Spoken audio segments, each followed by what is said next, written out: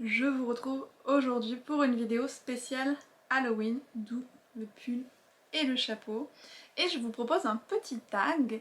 Donc en partie j'ai pris le tag Halloween de Anne et Chloé de leur club de lecture Bookalore. Et puis je l'ai complété pour avoir un petit peu plus de questions et de livres à partager avec vous parce que bah oui, j'ai toujours du mal à m'arrêter.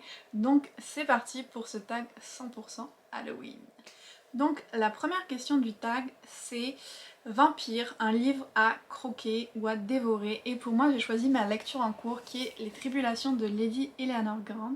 Donc c'est un roman auto-publié, ce qui est extrêmement rare pour moi, sur une jeune femme au début du XXe siècle qui va partir en Égypte comme égyptologue amateur on va dire, et qui va avec un professeur découvrir la tombe d'une reine qui a été oubliée, qui est inconnue de tous, donc il y a tout ce côté aventure, en même temps il y a un petit peu de romance. J'en suis à environ 150 pages et franchement j'aime beaucoup ma lecture.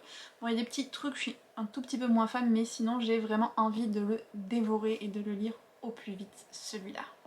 Pour le deuxième point de ce tag, c'est Sorcière, un livre avec de la magie. Donc ça c'est facile à cette période de l'année, j'en ai plein.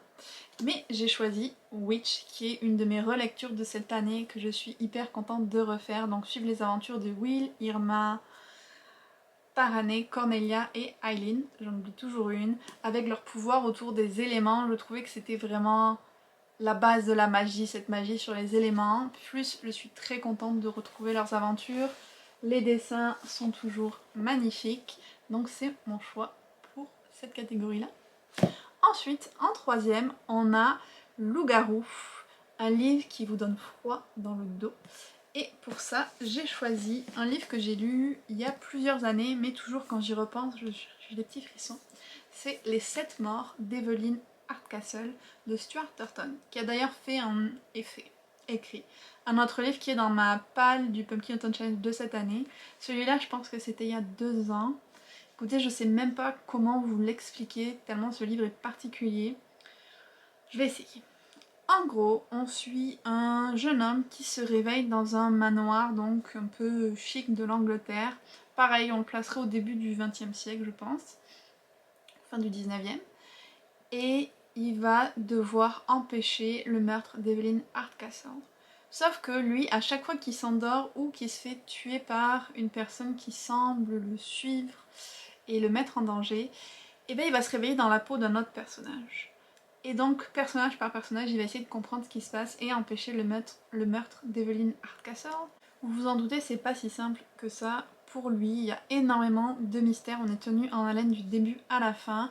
En plus, il y a cette espèce de personne dangereuse qui cherche à le tuer, qui elle aussi change de personnalité, donc on sait jamais qui ça va être. Donc hyper prenant, intéressant, et le fait qu'on soit dans cette espèce de manoir, qu'on puisse pas s'en échapper, ben ouf, ça donne des petits frissons. Ensuite, on a Fantôme, un livre que tu voudrais faire disparaître de ta palle. J'ai pris ça comme un livre qu'on a envie de lire rapidement, et pour moi c'est The Five, The Untold Lives of the Woman Killed by Jack the Ripper. Donc vous allez me dire, une lecture vraiment parfaite pour la saison. Oui, je l'ai même déjà commencé l'an dernier et j'ai lu que la première des 5 femmes, donc l'histoire de la première des 5 victimes de Jack l'Éventreur.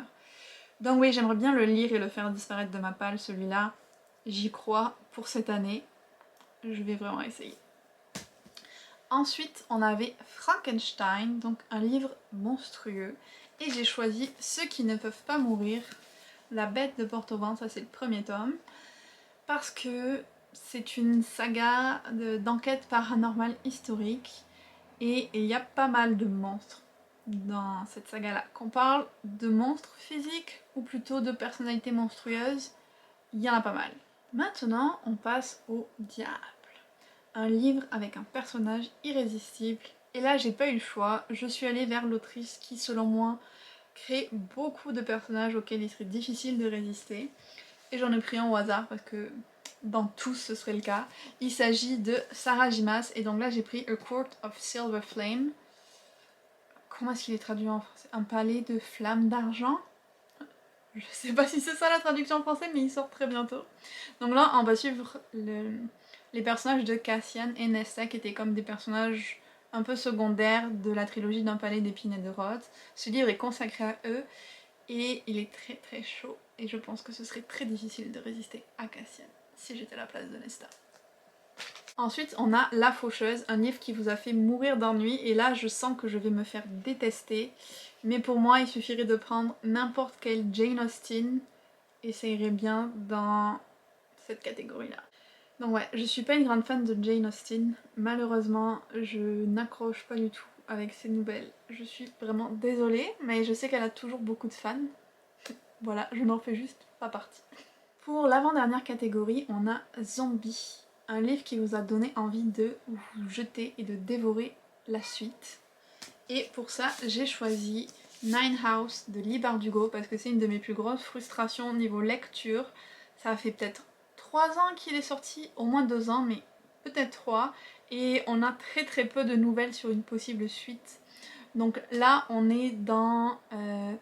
encore une fois, une espèce d'enquête paranormale, mais beaucoup plus sombre que d'autres que j'ai pu lire. Donc on a l'université de Yale, on suit le personnage d'Alex Stern.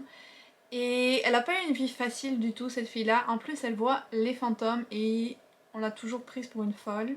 Jusqu'au moment où elle va se retrouver embrigadée dans des espèces de sociétés secrètes de Yale et qu'elle est chargée un peu de la surveillance et de vérifier que leurs rituels ne vont pas trop loin.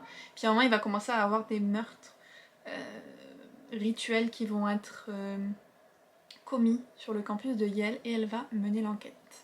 Donc c'était assez sombre et glauque aussi, genre c'est vraiment du adulte, ouais, un petit peu gore et glauque. Mais j'avais beaucoup aimé, ce qui est plutôt exceptionnel, et j'aimerais tellement pouvoir lire la suite. Donc voilà, je ne peux qu'attendre, mais dès qu'elle va sortir, je vais me jeter dessus, tel un zombie sur un cerveau bien frais. Pour la prochaine catégorie, on a Gargouille, un livre qui pèse son poids. Je me suis dit que j'allais prendre ça assez littéralement, et j'ai donc pris un des livres les plus lourds que je possède. Et je sais pas pourquoi il est aussi lourd parce qu'il n'est pas très épais. Il s'agit de Beast and Beauty Dangerous Tale de Soman Shainani, qui est un des derniers livres que je me suis acheté. Donc avec des réécritures de contes de fées, mais plutôt sombres. Et franchement, pour un livre de cette épaisseur, il est hyper lourd. Et enfin, la dernière catégorie, c'est Mommy, un livre que vous aimeriez préserver le plus longtemps possible. Et pour ça, j'ai pris Renegades de Marissa Meyer. Pourquoi, vous me direz? Eh bien parce que ce livre, j'ai pu le faire signer au BookCon de New York. C'est la seule fois où je suis allée à New York, donc il y a tous les souvenirs du BookCon qui sont associés à ce livre-là. Plein de beaux souvenirs. Et puis ben voilà, c'est un de mes seuls livres signés. J'avais adoré la trilogie, donc j'espère garder ce livre encore longtemps. Donc voilà pour ce petit tag 100% Halloween, j'espère qu'il vous a plu. N'hésitez pas à le reprendre ou à me dire dans les commentaires qu'est-ce que vous choisiriez pour chacune des catégories. N'oubliez pas de liker la vidéo et de vous abonner à la chaîne si ce n'est pas encore fait. Et puis on se retrouve très bientôt.